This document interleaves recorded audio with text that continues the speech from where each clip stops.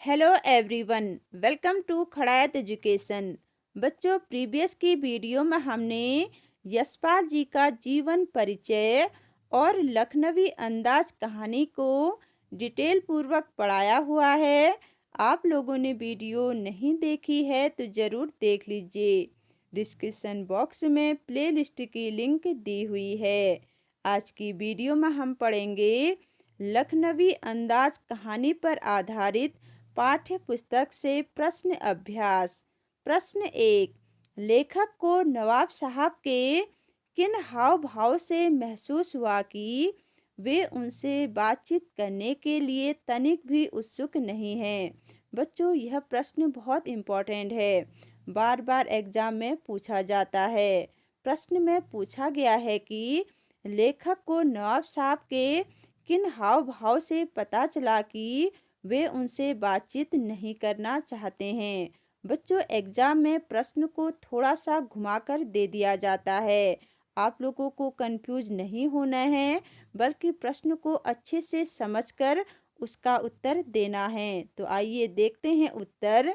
भीड़ से बचकर यात्रा करने के उद्देश्य से जब लेखक सेकंड क्लास के डिब्बे में चढ़े तो उन्होंने देखा कि एक नवाब साहब पहले से ही उस डब्बे पर विराजमान हैं।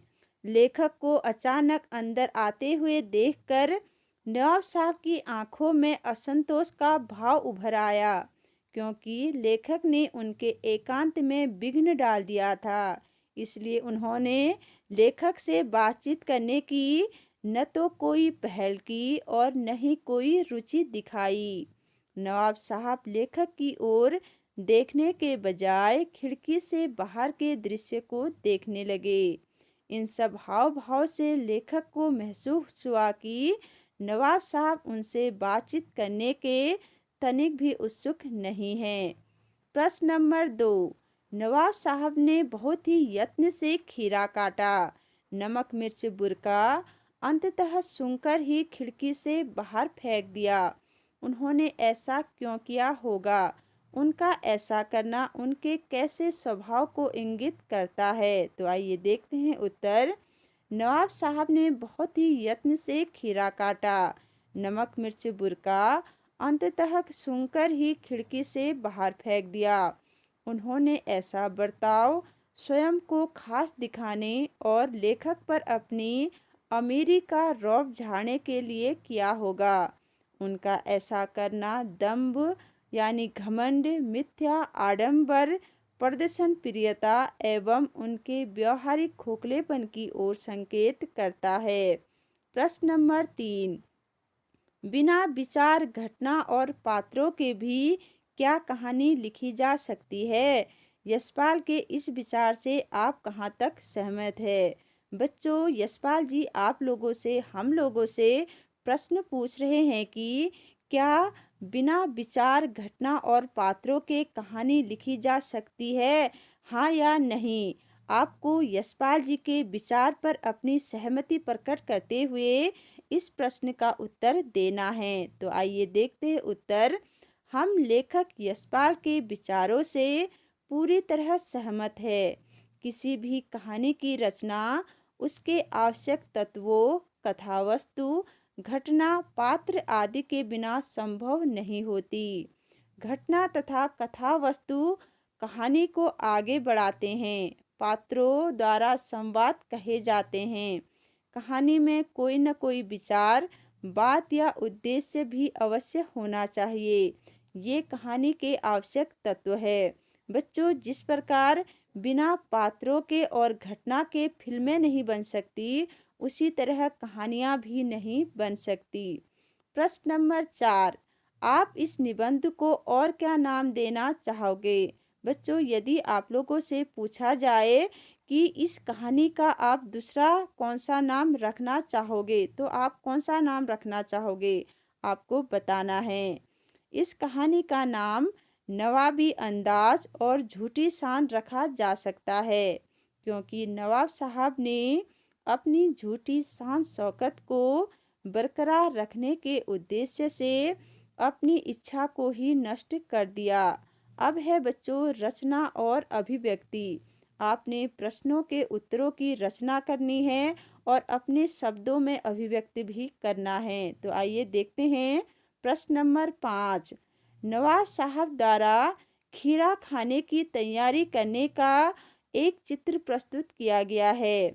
इस पूरी प्रक्रिया को अपने शब्दों में व्यक्त कीजिए। बच्चों, ट्रेन में बैठे हुए नवाब साहब के खीरा काटने खाने के चित्र को आपको अपने शब्द में लिखना है। चलिए देखते हैं उत्तर। सेकंड क्लास के एकांत डिब्बे में बैठे नवाब साहब ने खीरा खाने की इच्छा से 2 ताजे खीरे एक तौलिए पर रखे। सबसे पहले उन्होंने खीरे को खिड़की से बाहर निकालकर लोटे के पानी से धोया और तौलिए से साफ कर पानी से सुखा लिया। फिर जेब से चाकू निकाला, दोनों खीरों के सिर काटे और उन्हें गोद कर झाग निकाला। फिर खीरों को बहुत सावधानी से छिलकर फांकों पर बहुत कायदे से जीरा, नमक, मिर्ची की सुर्खी बुरक दी। इसके बाद एक एक करके उन फांकों को उठाया और उन्हें सूंघकर खिड़की से बाहर फेंक दिया। प्रश्न नंबर 5। किन किन चीज़ों का रसास्वादन करने के लिए आप किस प्रकार की तैयारी करते हैं? बच्चों, जो आपकी फेवरेट वस्तु है, फेवरेट खाने की चीज़ है, उनके खाने की तैयारी आप किस तरह से करते हैं, आपको बताना है। चलिए देखते हैं उत्तर। हम खीर का रसास्वादन करने के लिए उसे अच्छी तरह से एक कटोरी में परोसते हैं तथा उसके ऊपर काजू, किशमिश, बादाम और पिस्ता डालकर अच्छी तरह से उसे सजाते हैं। फिर उसका स्वाद लेते हैं। प्रश्न नंबर 6। खीरे के संबंध में नवाब साहब के व्यवहार को उनकी सनक कहा जा सकता है। आपने नवाबों की ओर भी सनकों और शौक के बारे में पढ़ा सुना होगा।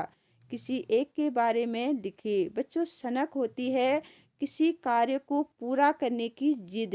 तो ऐसी ही कोई सनक के बारे में आपने सुना है तो उसे कहानी के रूप में लिखिए। चलिए देखते हैं उत्तर। पाठ में प्रस्तुत खीरे के प्रसंग द्वारा नवाब के सफेदपोश जीवन का पर्दाफाश किया गया है। इससे उनके सन की व्यक्तित्व का ज्ञान होता है। ऐसे ही एक सनक यह भी हो सकती है कि नवाब अपनी शान शौकत के लिए पैसे लुटाने से बाज नहीं आते, फिर चाहे उनके घर में पैसों की तंगी ही क्यों न हो, पर बाहर से वे खूब पैसे लुटाते हैं। प्रश्न नंबर 7।